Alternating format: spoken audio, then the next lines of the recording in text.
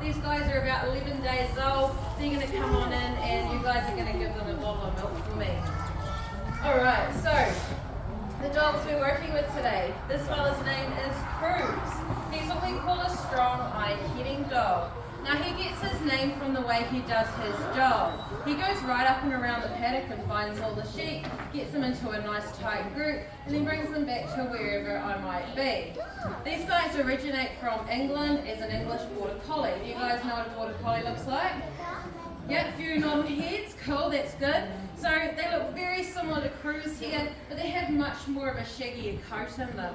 Now this shaggy coat made the dogs very hot in the summer and quite waterlogged in the winter. So what we believe the pioneers did was put a little bit of whippet in it and a little bit of greyhound. Now that's where his nice long legs come from and that lovely short coat to keep him nice and cool. Now because these guys do work silently, the pioneers had a little bit of an issue with this back in the day. Around 150 years ago, New Zealand wasn't cleared out like it is today. We had a lot more dense bush and a lot more trees in the area. This guy here would try and go and do his job, but he just simply couldn't. He couldn't find the sheep to do the job, and the sheep didn't even know he was there, so next to useless in the bush. This is where they introduced the hunt away. So this is Grizz. He's got three main breeds in him. He's got a Labrador temperament, which he's showing you right now. A little bit of a couch potato when he's not working, but it also makes him that little bit more gentler on the livestock. Hold on.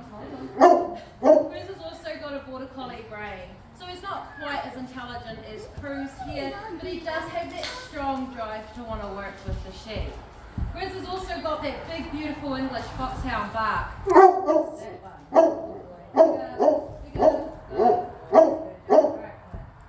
That bark alone will move over 1,000 sheep. He doesn't necessarily care which direction they're going or how quickly. As long as the sheep are moving, he's pretty happy with himself.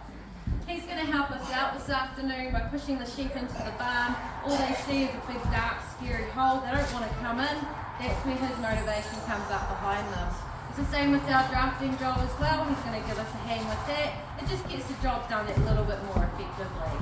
Okay, we're going to head on outside, guys. Just nosy on out nice and carefully. Line up along the first fence. You'll see and hear everything going on.